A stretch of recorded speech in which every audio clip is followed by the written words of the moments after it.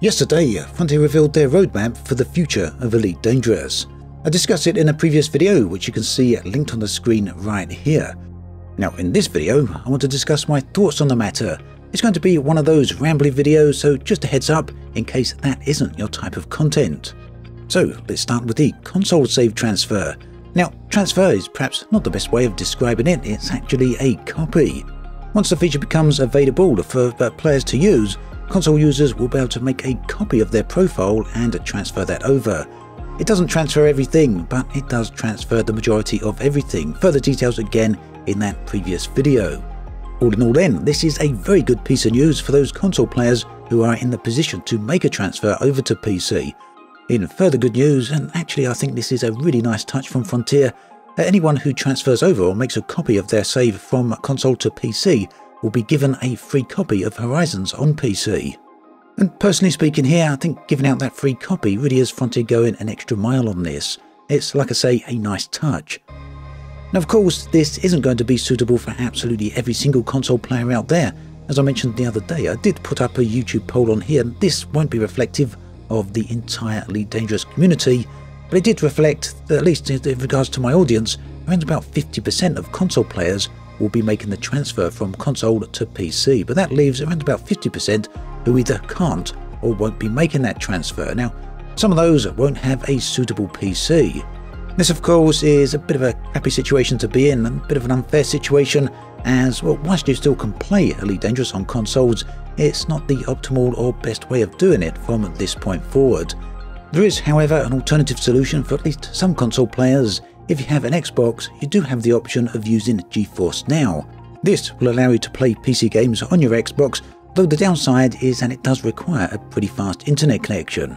Now naturally, this isn't something that everyone's going to want to do, and quite understandably, but if you are interested in doing this, if perhaps you weren't even aware that such a thing existed, then you can check out the link in the video description where you can find out more information.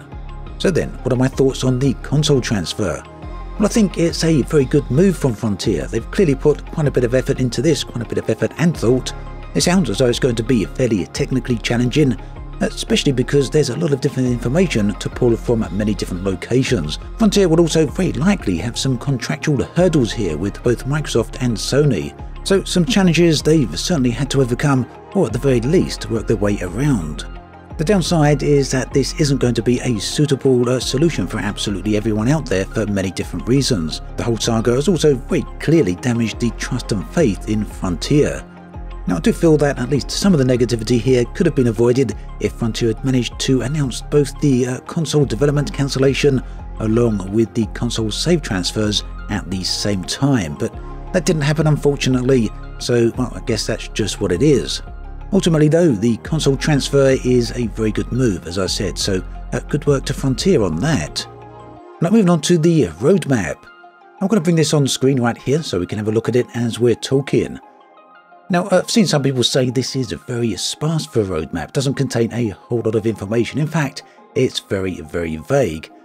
Now the forum post does class this as a roadmap, it does very specifically use that word, but if you're watching the official Frontier livestream, you'll notice that community manager Arthur Tolmie was a bit reluctant to use that word and preferred to use the focus for 2022 instead. And that's a term I much prefer when looking at this. It really does feel like the developer's focus, just a bullet point list rather than a full-on roadmap, but ultimately both work, they both do the same job. Now how you feel about the roadmap here will very likely depend upon how you play Elite Dangerous. If you're the type of casual player, or even perhaps a hardcore player that just 100% focuses on what you're doing day to day in Elite Dangerous, then you're likely going to be very happy with this particular roadmap. If on the other hand you're more into the online games and the whole live service aspect of gaming, that is, you like to see where games are heading, what all the upcoming content is going to be about, and get insight into developers' discussions, then this is going to feel a little bit on the vague side. There's also a third outlook on this, which is where I fit in, and that is, whilst this is certainly on the vague side, it does a very good job of letting us know where Frontier stand in regards to Elite Dangerous and their development for the game. If you contrast this to just a few days ago, where we had absolutely no insight whatsoever into Frontier's plans and agenda for Elite, well, this is a stark contrast. It's a vast improvement. In terms of each of the updates listed here, it's pretty much impossible to actually speculate on what this content will be, and I don't really want to go too much in that direction. Update 12 doesn't tell us too much here aside from the new mission variant that could be absolutely anything.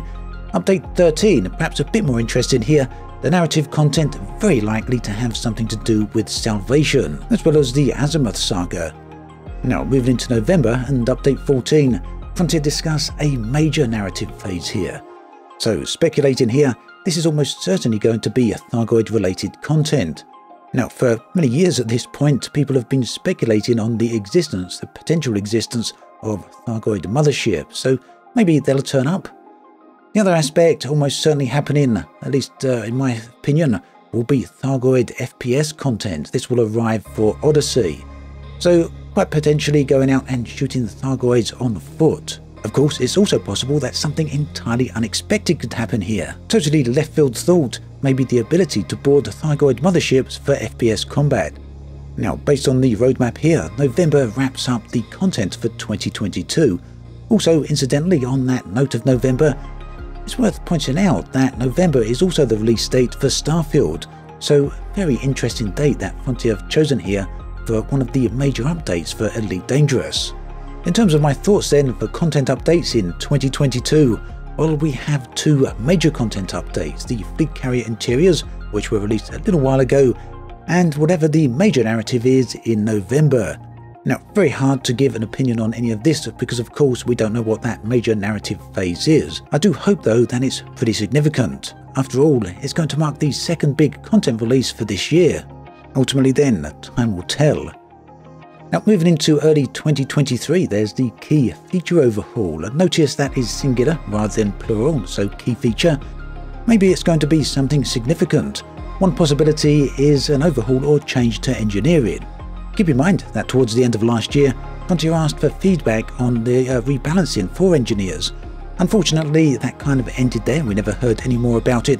Just maybe that's because it's going to get a bit of overhaul in 2023. That's one point of speculation.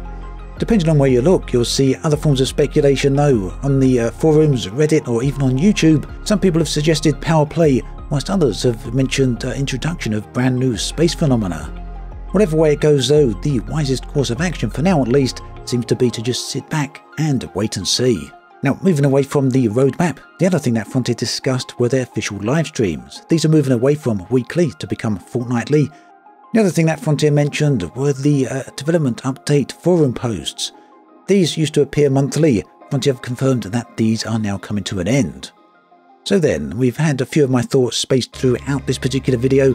Here's my final take on the overall situation. Now, I do feel I'm kind of in tune with what people are saying when they feel that this roadmap is somewhat slim pickings. It's very hard to argue against that. After all, that's pretty much a factual statement. It's just a bullet point list. But I would also counter that observation. Whilst this is fairly slim pickings, it's also somewhat more than that. It's confirmation of Frontier's position on Elite Dangerous and its development. And this is a fairly substantial change on Frontier's usual position of remaining quiet. Whilst you may not like what you see here, you can't really argue with the fact that at least Frontier are talking about the future of the game. They've confirmed there will be 3 future updates and a fairly significant, hopefully, overhaul in 2023. They've also made it abundantly clear they're not willing to do development forum posts, so we know not to go asking for that sort of feature anymore. Frontier are simply not willing to discuss it.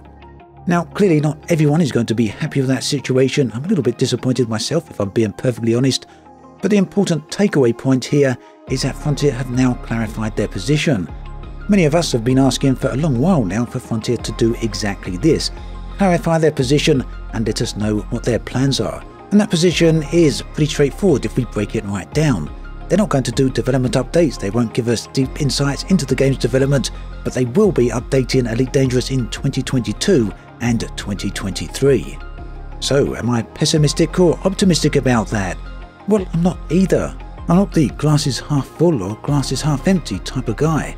It's just a glass of water. That said, I am looking forward to seeing where Frontier take Elite Dangerous next, specifically towards the end of the year, around November time, and then into 2023. Let's see how it goes. Do let me know your thoughts and feelings in the comments section below. Do you feel Frontier have done enough here? Do you feel they could have done more? what would you like to see come in updates 13 and 14 for Elite Dangerous? And finally, what do you think the overhaul for 2023 might be? As always, thanks for watching, and I'll catch you guys and girls next time.